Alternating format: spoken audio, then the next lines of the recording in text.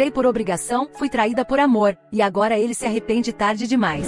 Eu nunca pensei que me casaria com alguém como Enzo. Ele era um dos homens mais ricos e influentes do país, CEO de um conglomerado que controlava desde tecnologia até moda de luxo. E eu, apenas a filha de um velho empresário que décadas atrás, salvou a empresa do pai dele da falência em troca de uma promessa de aliança entre as famílias. A promessa se chamava casamento. E eu fui o pagamento. Nossa cerimônia foi espetacular. Flores raras da Holanda, convidados internacionais, cobertura em todas as revistas. O casamento do século, como disseram. E por 6 meses eu acreditei que talvez houvesse amor. Ele era gentil, me levava para jantar. Me ouvia falar dos meus projetos de abrir uma galeria de arte com artistas independentes. Me deixava usar seu escritório quando queria ler ou escrever. Durante aqueles 6 meses eu me entreguei. Eu amei Enzo. Acreditava que mesmo sendo um casamento arranjado, a gente podia construir algo verdadeiro. Mas tudo mudou quando ela voltou. Clara, o amor de infância dele. Aquela garota que estudou com ele no ensino médio, que foi morar fora e agora tinha voltado cheia de cirurgias,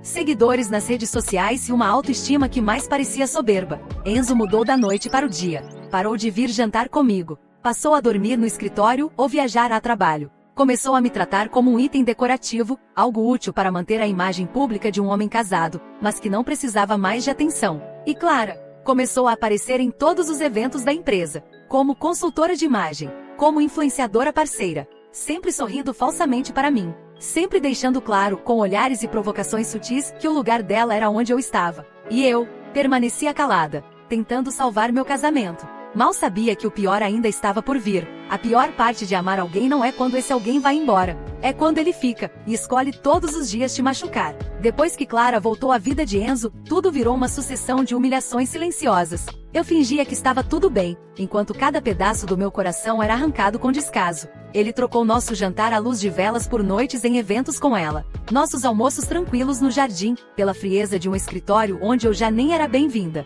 Ainda assim, continuei sendo uma esposa dedicada. Eu acordava cedo para preparar o café, mesmo com empregados à disposição. Deixava pequenos bilhetes em sua pasta com frases de incentivo. Nunca pedi um centavo sequer. Com o dinheiro da minha família, abri uma pequena galeria no centro da cidade. Minha arte era minha paixão, e eu queria construir algo meu, mesmo sendo casada com um dos homens mais poderosos do país. Mas nem isso me poupou da ruína. Foi numa segunda-feira cinzenta que tudo desabou. Eu cheguei na empresa para deixar um documento da galeria para o setor jurídico, e ao entrar na sala de reuniões, encontrei todos os diretores me olhando como se eu fosse uma criminosa. E no centro da mesa, Enzo de braços cruzados, olhar duro, impassível. Você tem algo a dizer sobre a movimentação financeira nos últimos 3 meses? Ele perguntou sem sequer me cumprimentar. Confusa, peguei os papéis. Dados falsificados. Transferências que eu nunca autorizei. Documentos com assinaturas que pareciam minhas, mas não eram. E então ela entrou. Clara, com aquele ar de coitadinha ensaiado segurando um pendrive. Eu lamento muito estar aqui nessa posição. Mas achei que vocês precisavam saber a verdade. Ela usou o acesso que tinha para desviar fundos da empresa do marido. Eu ri, um riso nervoso, desesperado. Eu nunca tocaria no dinheiro dele. Eu nunca precisei. Você sabe que isso é mentira. Eu jamais faria algo assim. Gritei, encarando Enzo. Mas ele não hesitou, nem por um segundo. Você decepcionou a única coisa que eu ainda respeitava em você. Sai da minha empresa. E se prepare para se explicar na justiça. Aquelas palavras doeram mais do que um tapa.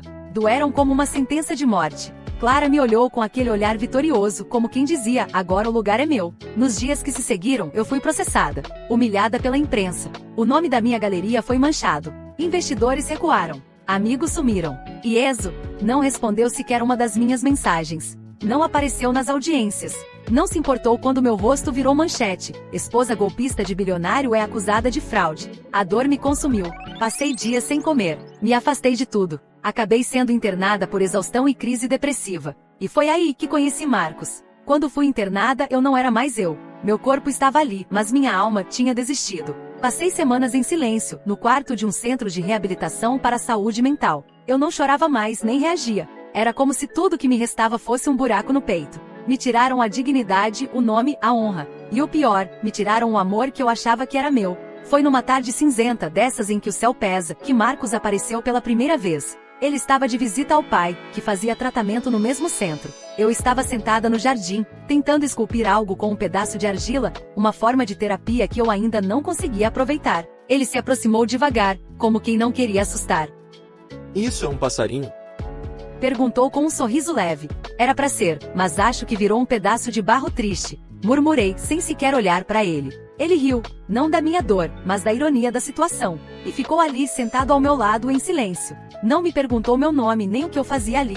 Ele simplesmente ficou. Aquilo foi mais valioso do que qualquer discurso motivacional. Nos dias seguintes, ele passou a me visitar com frequência. Trazia café, desenhos engraçados, histórias bobas. Me fazia rir quando eu achava que já não sabia mais. Ele me ouvia. E o mais importante, não me julgava. Demorei a contar minha história. Quando finalmente contei, ele apenas balançou a cabeça, indignado.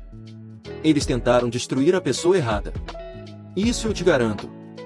Descobri então que Marcos era filho de Gustavo Ferraz, dono do maior império da construção civil do país, e principal rival de Enzo nos negócios. Só que ao contrário de Enzo, Marcos era humilde e sensível, apaixonado por arte e por justiça. Ele havia recusado cargos na empresa do pai para abrir uma ONG de apoio psicológico para vítimas de relacionamentos abusivos e empresariais. Com o tempo, Marcos se tornou meu porto seguro. Um abraço silencioso nas noites em que eu acordava chorando. Um ombro firme nas sessões de terapia em que eu desmoronava. Um sorriso certo nos dias em que eu tentava recomeçar. Mas eu ainda amava Enzo. Ou achava que amava. Até que veio o estalo. Numa das visitas à galeria, agora praticamente fechada, encontrei uma carta que eu mesma tinha escrito meses atrás, para Enzo. Nela, eu falava de como amava, como queria ser uma esposa presente sem sufocar, de como eu sonhava com filhos, com viagens simples, com jantares feitos por mim, não por chefes estrelados. E percebi, tudo que eu ofereci foi rejeitado, porque ele nunca quis amor verdadeiro. Ele quis status,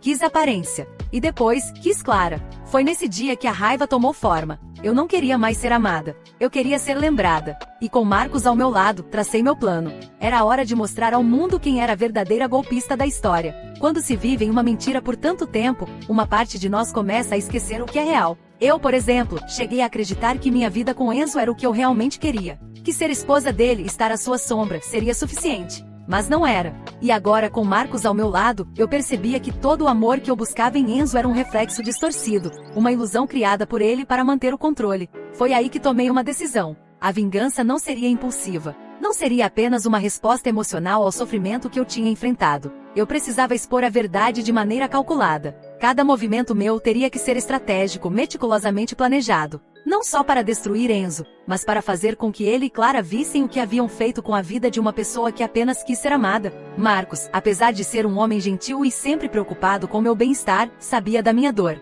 Ele não se opunha à minha vingança. Não que ele concordasse com cada detalhe, mas ele compreendia o que eu estava tentando fazer. Ele sabia que, para eu seguir em frente, eu precisava encerrar o ciclo com Enzo de uma vez por todas. E se isso significasse desmascarar o marido infiel e sua amante, ele estava disposto a ajudar. Os primeiros passos foram discretos. Eu retomei a posição que um dia ocupei dentro da empresa. Meu nome ainda estava associado a ela, embora sua maior parte estivesse sob o comando de Enzo. Porém, ele não sabia que a minha parcela de ações ainda era considerável e que, aos poucos, eu estava recuperando o controle. Com a ajuda de Marcos, comecei a montar uma rede de aliados, pessoas dispostas a me apoiar no momento certo. Era preciso que Clara fosse desmascarada de uma vez por todas. A amante de Enzo não era uma mulher inocente. Ela era tão gananciosa quanto ele, tão vazia quanto seu relacionamento. Porém, Clara não era apenas uma terceira na relação. Ela era a peça-chave da destruição de tudo o que restava de bom dentro de Enzo. Ele a via como sua salvação, sua fuga da vida que ele construíra comigo. E eu faria com que ele visse que essa salvação era apenas um conto de fadas barato. Mas o plano precisava de tempo. Então, comecei a sair com mais frequência. E quando Enzo e Clara se tornaram cada vez mais visíveis, eu sabia que o momento estava chegando. Primeiro, comecei a circular discretamente por eventos sociais em que os dois estavam presentes. Era importante que todos vissem que eu ainda fazia parte daquele mundo, mas não de uma maneira submissa. Aos poucos, fui reconstruindo minha reputação. O que Enzo e Clara não sabiam era que, para me desmantelar, eles haviam criado uma versão de mim que não existia. A esposa traída, a vítima infeliz. Agora eu estava reconstruindo minha imagem com base na minha verdade, não na mentira que eles haviam me imposto. Claro, ninguém sabia ainda da minha ligação com Marcos. Até mesmo ele, com toda a sua bondade, preferia manter a discrição. Afinal, ele era filho de um dos maiores concorrentes de Enzo. O relacionamento que construímos não era para ser público, mas a cada novo encontro, a cada novo gesto de carinho, eu me sentia mais forte. Ele não me via como uma mulher quebrada. Ele via o meu potencial, as minhas capacidades. E com essa força renovada comecei a agir. Eu sabia que a queda de Enzo começaria com Clara, e com a ajuda de Marcos. Conseguimos descobrir um pequeno segredo que poderia ser a chave para a destruição de sua imagem pública. Clara estava envolvida em um escândalo financeiro, onde ela utilizava sua influência com Enzo para desviar dinheiro da empresa dele para contas secretas. Irônico, né? O choque que essa revelação causaria não era algo simples. Não só a imagem de Enzo seria destruída, como também ele seria forçado a enfrentar a sua traição de uma maneira que ele nunca imaginou. Ele confiava em Clara, e a sua confiança era algo que eu sabia que poderia usar contra ele. Naquela noite, em um evento de gala, Enzo e Clara estavam no centro das atenções, cercados por fotógrafos e jornalistas. Era o momento perfeito. Com um sorriso no rosto e sem que ninguém percebesse, entreguei uma pasta para um jornalista que sempre teve uma boa relação comigo. A pasta estava cheia de provas sobre o envolvimento de Clara nos desvios de dinheiro, além de mensagens comprometedoras entre ela e Enzo. O mundo caiu. Os jornalistas começaram a questioná-lo sobre a autenticidade das informações. Eles tentaram negar, mas as provas eram irrefutáveis.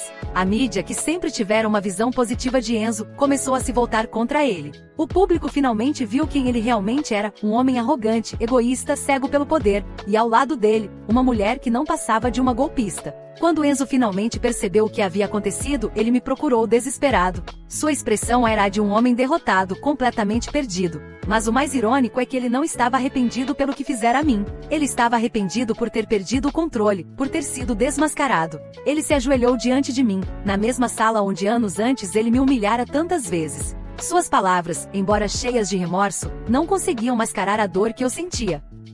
Eu fui um idiota. Eu te perdi, eu destruí nossa vida, tudo por causa de Clara.